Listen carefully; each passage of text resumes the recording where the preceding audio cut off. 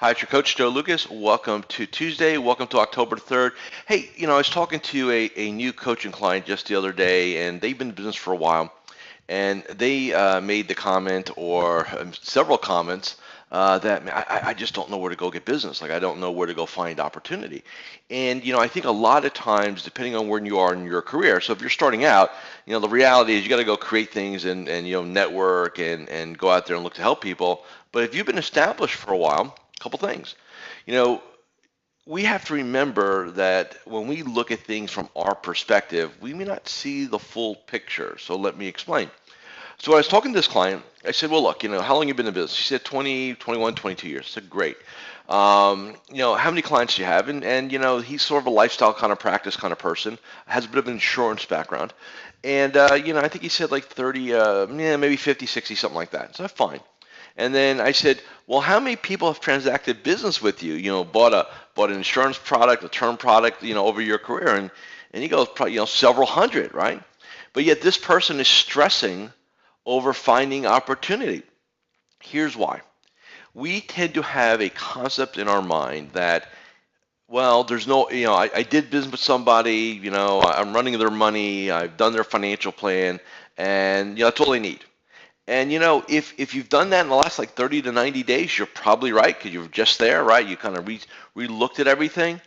But the reality is, for most of you, you've got clients, customers that you haven't talked to in 6 months, a year, several years, right? And yet we are sitting there stressing over where to go find opportunity. So here are my recommendations. First and foremost, it is very, very rare. When I say very rare, probably 5-10%, that any advisor has done everything possible for all their clients. So let me repeat that you've done everything possible for all your clients. So in other words, maybe you're 50% optimized, 25% optimized, maybe even 75% optimized. Reality is still more business, there's still more opportunity, and we have to remember this. Your client's financial situation is not static. It is always evolving, right? They're either getting richer, they're getting poorer, they retire, they inherit money, sell a property, so on and so forth. And our concept is, well, when they do that, they're going to magically call us, right? Or they're going to reach out, they're going to let us know, hey, this thing has happened. Unfortunately, you don't have that depth of relationship with all your clients. And so I find what most advisors do is they operate in this kind of false sense of, this false sense of understanding truly what they have with their clients. So the first thing you want to do is, if you're looking for opportunity, let's go back to where we were. Let's go back to our clients and let's go initiate a thorough review campaign. Now that review can be done over the phone, that's fine. But if it's been literally, in my models, we don't go more than 90 days without speaking to somebody or reaching out to somebody. So we got 300 clients. They better be getting spun with a phone call or a personal email at least every 90 days. Two reasons. Number one, let them know we're here to help. Number two, seeking opportunity, right? Very, very simple. The second thing you want to do is you want to, like I said, you want to go through that you want to go through that review process. But then also what you want to do is you want to go back through your notes. And this is why, again, taking notes is really important. I'm sure in some of the reviews that you've done in the past year or two, you've noticed there were things hanging out there. Maybe an estate plan, maybe a long-term care situation that, you just never, you mentioned it, yeah, let me think about it, and then it kind of disappears, right? We all get busy. You need to make sure you keep those things, front and center. So that's the first area. So you want to go back, and whether, again, these are clients that you have that are kind of what I call engaged with you, or maybe it's a customer for 5 or 10 years ago, maybe when you're starting out, you sold them something and they never really developed anything because your brain said, well, they got nothing else and that's it. Hey, 5 or 10 years is a long time, right? So you want to be aware of that. Now, why won't advisors go do that? Because they're afraid to. Why? Because they're afraid that they'll be called out on, hey, I haven't heard from you in 3 years or a year or 6 months or 2 years, right? And then we kind of think, oh, we're going to get all this rejection and failure. And the reality is you will, about 10 to 20% of the time, right?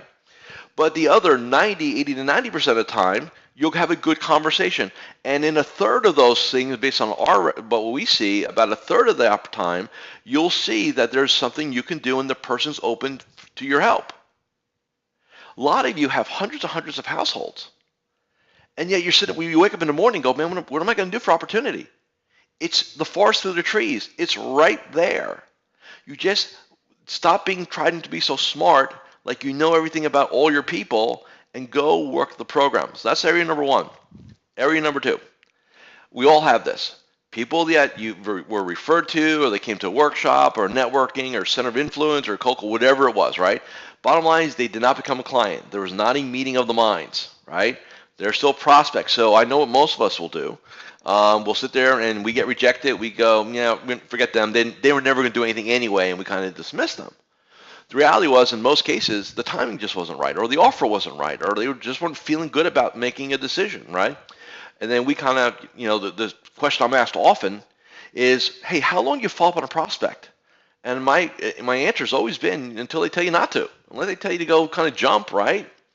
You always keep them in the loop. You always keep them on a drip campaign. Maybe every 90, 180 days you check in with them. You invite them to your client event as your guest. You always look to re-engage them until they tell you to stop. And a lot of you have, because our egos, again, egos in our business are very expensive. They will cost you hundreds of thousands of dollars a year in personal income. So we want to be careful about that, right? What you want to do with all your prospects is re-engage them. Reach out to them, check in, invite them, just see how they're doing, right? Just being inquisitive, right? It's not rocket science here.